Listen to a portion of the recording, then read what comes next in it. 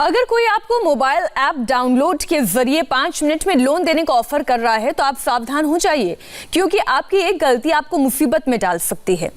Police के मुताबिक देश के कई राज्यों में एक ऐसी गैंग एक्टिव है जो पहले मोबाइल ऐप के जरिए लोन देती है और उसे ना चुकाने के नाम पर फिर बदनाम करती है।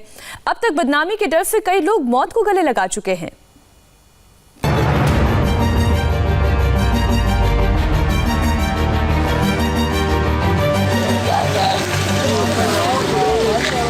ये सिर्फ 5 मिनट में लोन देने वाली उस स्कीम का अंजाम है जिसने तेलंगाना में 5 लोगों की जान ले ली है।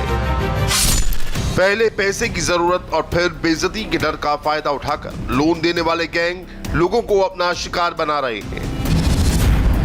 तस्वीरें आपके सामने हैं और इनकी कहानी इतनी दर्दनाक है जिसे सुनकर आप दंग रह जाएंगे। मोबाइल ऐप के जरिए इंस्टेंट लोन का मायाजाल कैसे लोगों को फंसाता है ये आपको आगे बताएंगे, लेकिन उससे पहले तेलंगाना के रामगुंडम के संतोष की कहानी को सुनिए जो अब इस दुनिया में नहीं है।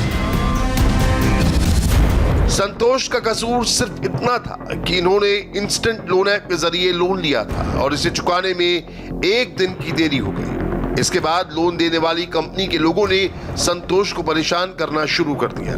पहले गालियां दी गई, फिर फोन से पर्सनल डिटेल निकालकर दोस्तों और रिश्तेदारों में बदनाम करने की धमकी दी गई और बाद में सोशल मीडिया पर बेइज्जती करने की बात कही गई। इन सारी बातों से परेशान होकर संतोष ने कैमरे के सामने जहर पीकर अपनी जान दे दी। अपने दोस्तों और रिश्तेदारों के सामने बदनाम होने के डर से संतोष को मौत को गले लगाना ज्यादा आसान लगा। हाय फ्रेंड्स, నా పేరు సంతోష్ కుమార్। मेरा नाम संतोष कुमार है। मुझे पैसों की ज़रूरत थी, इसलिए मैंने मोबाइल ऐप के ज़रिए लोन लिया था। मैं पहले पैसे चुका रहा था, एक ऐप में पैसा नहीं चुका पाया क्योंकि मेरी तबीयत ख़राब हो गई थी। उन्होंने फ़ोन करके मुझे भद्दी गालियां देकर बात की, जिससे मुझे मानसिक पीड़ा हुई। मेरे फ़ोन के कॉन्टैक्ट लिस्ट में मौजूद हर आदमी का नाम लेकर मुझे धमकाया। मैं अभी भी वो पैसा चुका पाने की हालत में नहीं हूँ। थोड़ा बहुत जो पैसा था वो अस्पताल में खर्च हो गया, इसलिए मैंने आत्महत्या करने का फैसला किया है। मैं अपील कर रहा हूँ कि मेरी हालत को देखकर कुछ लोग इससे बाहर निकल जाएंगे और जो लोग लोन दे रहे हैं वो भी बदल जाएंगे। शुक्रिया दोस्तों। हैरानी की बात यह है कि संतोष ने सिर्फ 51,000 रुपए का लोन लिया था, जो कुछ ही दिनों के अंदर 1 लाख रुपए से ऊपर पहुंच गया। अब आप समझ लीजिए महंगे ब्याज वाले इस लोन के पीछे किस तरह की साजिश काम कर रही है। मोबाइल ऐप के जरिए लोन के झांसे में आकर मौत को गले लगाने वाले संतोष की तरह चंद्रमोहन ने भी बदनामी के डर से मौत को गले लगा लिया। चंद्रमोहन ने इंस्टेंट लोन लिया था लेकिन तय समय पर चुका नहीं पाए और फांसी लगाकर आत्महत्या कर ली। Hyderabad city police cyber cell के तरफ से पिछले 48 आवर्स में कुछ ऑपरेशन कंडक्ट किए गए, जिसके तहत इलीगल माइक्रो फाइनेंस कंपनीज के बारे में पता चला। जैसा कि आप लोग जानते हैं, पिछले कुछ दिनों में साइबराबाद और सिद्दीपेट में 2 सुसाइड केसेस का रिपोर्ट हुआ, जिससे पता चला कि कुछ इलीगल कंपनी लोन देती है और लोन के बाद उसको रिकवरी के दौरान जो क्लाइंट है उसको डिफेम करती है, उसके कॉन्टैक्ट्स में, उसके फैमिली मेंबर्स में, उसके फ्रेंड सर्किल में, और कभी कभी ये इस लेवल तक जाता है कि ये डिप्रेशन वो क्लाइंट बर्दाश्त नहीं करते हैं और सुसाइड भी कर लेते हैं। तेलंगाना में पिछले कई दिनों से इंस्टेंट लोन ऐप से लोन देने वाली कंपनियों के खिलाफ लगातार मामले दर्ज किए जा रहे हैं। अब तक अकेले हैदराबाद पुलिस इस तरह के 27 मामले दर्ज कर चुकी है, जबकि अलग अलग इलाकों में करीब 100 केस सामने आ चुके हैं। इंस्टेंट लोन के मामले में पुलिस अब तक चीनी मूल के लोगों सहित करीब 30 लोगों को गिरफ्तार कर चुकी है। मामला सामने आने के बाद हैदराबाद, साइबराबाद और रचकोंडा के पुलिस कमिश्नर ने सर्च इंजन गूगल से संपर्क करके इस तरह के करीब 200 ऐप्स को ब्लॉक करने को कहा है। अब आप ये समझिए कि लोन लेने वाले व्यक्ति को किस तरह से हैरेस किया जाता है। ऐप डाउनलोड करते समय उस व्यक्ति से कॉन्टैक्ट, मीडिया और गैलरी का एक्सेस मांग लिया जाता है। ये सारी जानकारी कंपनी के पास पहुंच जाती है और उसके बाद जैसे ही लोन की मियाद ख़त्म होती है, सारे कॉन्टैक्ट्स को मैसेज जाता है और ये कहा जाता है कि लोन लेने वाला व्यक्ति 420 है। यही नहीं, उसकी गैलरी में जितनी भी फ़ोटोज़ हैं, ख़ासतौर पर महिलाओं की फ़ोटो को मार्फ कर उन्हीं महिलाओं को भेजा जाता है और ये कहा जाता है कि अगर लोन लेने वाले व्यक्ति पर लोन वापस चुकाने का दबाव नहीं डाला गया तो इसे इंटरनेट पर सर्कुलेट कर दिया जाएगा। यहाँ तक कि कॉन्टैक्ट लिस्ट से निकटतम रिश्तेदारों को फ़ोन कर धमकी दी जाती है कि अगर लोन समय पर नहीं चुकाया गया तो उनके खिलाफ भी कानूनी कार्रवाई होगी। इतना सब कुछ होने के बाद लोन लेने वाला व्यक्ति तनाव में आ जाता है और वो अपनी जान देने पर उतारू हो जाता है। 5 मिनट में इंस्टेंट लोन आपकी जरूरत को पूरा करने का वो झांसा है जिसमें मुसीबत की शुरुआत लोन लेने के बाद शुरू होती है। सबसे पहले आप इस 5 मिनट में लोन लेने वाली साजिश की ABCD समझिए। इंस्टेंट पर्सनल लोन ऑफर करने वाली कंपनी मोबाइल ऐप के जरिए लोन ऑफर करती है। इस ऐप को गूगल प्ले स्टोर या ऐप स्टोर से डाउनलोड करने के लिए कहा जाता है। 5 मिनट में लोन देने के बदले में लोन कंपनी 35% तक ब्याज लेती है। हैरानी की बात यह है कि लोन कंपनी का किसी भी बैंकिंग या नॉन बैंकिंग फाइनेंशियल इंस्टीट्यूशन से कोई संबंध नहीं होता है।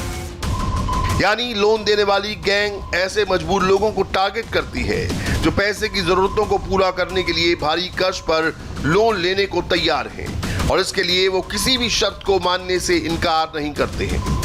बस यहीं से लोन देने वाले गैंग की साजिश शुरू होती है।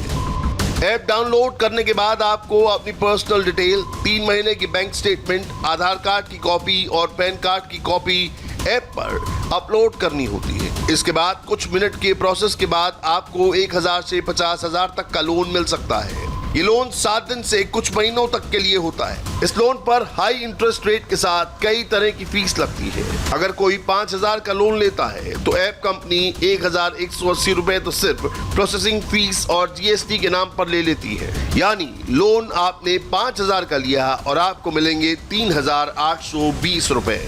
लोन लेने वाले व्यक्ति को लोन तो फटाफट मिल जाता है, लेकिन ब्याज की रकम 35 से 65% तक होती है। यही नहीं, प्रोसेसिंग फी और गेटवे चार्जेस के नाम पर 25% अतिरिक्त रकम वसूल की जाती है। मतलब ये कि लोन चुकाते वक्त व्यक्ति को दुगनी कीमत चुकानी पड़ती है। ऐसे मामले अब लगातार बढ़ रहे हैं, तो RBI ने भी इसका संज्ञान लिया है और कहा है कि ऐसे ऐप्स भारत में लोन देने के लिए अधिकृत नहीं है। साथ ही लोगों को इस बात की चेतावनी भी दी गई है कि ऐसे ऐप्स के जाल से वो बचें और साथ साथ पुलिस के साथ मिलकर प्ले स्टोर से ऐसे ऐप्स को हटाने पर भी कार्रवाई की जा रही है।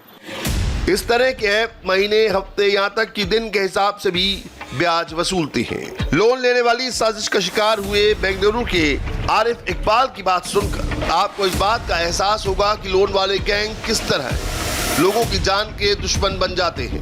अपनी मां के इलाज की मजबूरी के चलते आरिफ ने भी इंस्टेंट ऐप से लोन लिया, लेकिन तय मियाद पर लोन नहीं चुका पाए। आरिफ का आरोप है कि इसके बाद लोन देने वाले लोगों ने जीना मुश्किल कर दिया। जान देने पे आमदा ये लोग कर देते हैं। ऐसे करते हैं जैसे कि आपने किसी का कत्ल करके आ गए हो आप, या किसी बहुत बड़ी रॉबरी को आपने अंजाम दे दिया है। ये लोगों में इतना गलत अफवाह फैलाते हैं मेरे नाम से या किसी और के भी नाम से, वो बंदा जान तो क्या, मतलब मुझे नहीं लगता खुद पूरे परिवार की ही जान ले वो। इतने गंदे से वो लोग जो है हरास करते हैं आपको। जितने भी कॉन्टैक्ट्स हैं उस पर एक मैसेज पहले सर्कुलेट किया जाएगा। मेरी कहानी में वही हुआ है। मेरे बिल्कुल भाइयों को फ़ोन किया गया था और उनको मेरे फ़ोटो के साथ एक चोर, डिफ़ॉल्टर ये सब लिखा गया और मेरे भाई का नाम और उनका जो मोबाइल नंबर है एक फेक एग्रीमेंट के साथ बनाकर उन्होंने उनको व्हाट्सअप किया हुआ था, जो मैं आपको शेयर करने वाला हूँ। उसमें लिखा गया था कि आप इनके भाई हो, आपका नाम इन्होंने दिया हुआ है गारंटियर के बतौर, इन्होंने 1 लाख का लोन लिया हुआ है, 2000 नहीं या 3000 नहीं, इन लेते हैं 2-3 या 4000 रुपया मैक्सिमम। तो ये देते हैं, फिर धमकियाँ उसके साथ भेजते हैं और बोलते हैं, उनको बाकायदा एक लीगल नोटिस देने के बाद फिर लिखा जाता है ये चोर है, इनसे कोई आप संबंध मत रखिएगा, ये आपके साथ भी कर सकता है। इसने बहुत सारे लोगों के साथ किया हुआ है।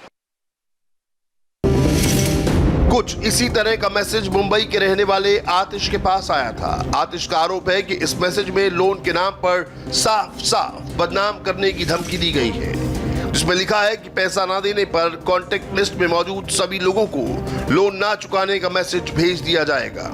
इस साजिश के अकेले आतिश ही शिकार नहीं हुए हैं। पैसे की जरूरत में आकर बहुत से लोग लोन लेकर अपनी जिंदगी में बड़ी मुसीबत का शिकार हो गए हैं। अपनी पहचान छुपाने की शर्त पर लोन कंपनी की सच्चाई बताने वाले इस शख्स ने नौकरी चले जाने के बाद लोन लेने की सोची, लेकिन ये बहुत गलत फैसला साबित हुआ। मेरी तो जॉब चला गया था एक 2-3 महीने से, तो किसी फ्रेंड ने सजेस्ट किया कि देख ऐसे ऐसे लोन मिलता है, तो उसी ज़रिए हमने लोन लिया ऐप ज़रिए। तो उसमें ऐप जब लेते समय उसमें बहुत सारी कंडीशन थी उनकी कि आपके कॉन्टैक्ट लिस्ट, आपके फ़ोन मेमोरी जो भी है, तो उस समय चलिए पैसे की ज़रूरत थी तो हम लोग ने एक्सेप्ट कर लिया था। तो उसके बाद ऐसे हुआ 7-7 दिन भरने की जब टाइम आया है तो उस पीरियड में भर नहीं पाए, तो उन्हीं के लोन के ज़रिए मतलब उन्हीं के ऐप ज़रिए दूसरे ऑफ़र्स आए गए कि एक लोन भरने के लिए हमें कैसे होता था कि एक लोन 4000 का मिलता था, तो 4000 अप्रूव होता था, उसमें हमेमें मिलता था 2-2.5 हज़ार रुपया। तो वो लेकिन भरने के टाइम में हमें 7 दिन में पूरा 4000 भरना पड़ता था। जब मैं एक दिन भी लेट होता था तो कोई ग्रुप बना देते थे, ये बंदा चोर है, ये पैसा नहीं भर सकता है। फैमिली मेम्बर्स में लेडीज़ को ऐड कर देते, तो लेडीज़ को ऐड करके बहुत गंदी गंदी गालियाँ देते थे। लॉकडाउन में जॉब जाने के बाद जुलाई महीने में पहली बार इन्होंने लोन लिया। 1 हफ्ते में पैसा चुकाना था, लेकिन जब पैसा नहीं लौटा पाए तो इसी लोन कंपनी ने अपने दूसरे ऐप से लोन पर पैसे लेकर पहला वाला लोन चुकाने के लिए कहा, लेकिन प्रोसेसिंग फीस और दूसरे चार्जेस के नाम पर लोन अमाउंट का 30 से 40% पैसा ही काट लिया जाता था। इस तरह मुंबई में बहुत से लोग लोन के जंजाल में फंसते चले गए। नागरिकों को चेतावनी है कि कुछ ऐप्स और वेबसाइट्स है जो कई नागरिक जिनको पैसे की इमीडिएट ज़रूरत है उनको low rate of interest, concessional rate of interest पे इमीडिएट लोन्स देते हैं। ये नागरिकों को अच्छी सुविधा होती है, लेकिन बाद में जब रीपेमेंट की प्रश्न आता है तब ये ऐप्स और वेबसाइट से इन नागरिकों की तकलीफ होती है, इनको हैरेस किया जाता है, ऐसा प्रकार हो रहे हैं। तो सारे नागरिकों को चेतावनी है कि ये ऐप्स और वेबसाइट से सावधानी रहें। कई लोग पहला उधार चुकाने के लिए दूसरे ऐप और दूसरा उधार चुकाने के लिए तीसरे ऐप से लोन ले लेते हैं और इसी के साथ इन लोन ऐप्स के जाल में फंसते चले जाते हैं। अगर आप भी ऐप के जरिए लोन लेने का मन बना रहे हैं तो सावधान रहिए, क्योंकि लोन के नाम पर इस तरह की धोखाधड़ी का शिकार हो सकते हैं। अगर लोन की जरूरत है तो कोशिश कीजिए कि बैंकों के जरिए ही लोन लिया जाए, वरना बड़ी मुसीबत खड़ी हो सकती है। और फिलहाल रुकेंगे एक छोटे से ब्रेक के लिए। थोड़ी ही देर में किसानों और सरकार के बीच 8वें राउंड का संवाद होना है। दिल्ली के विज्ञान भवन से लाइव रिपोर्ट एक छोटे से ब्रेक के बाद।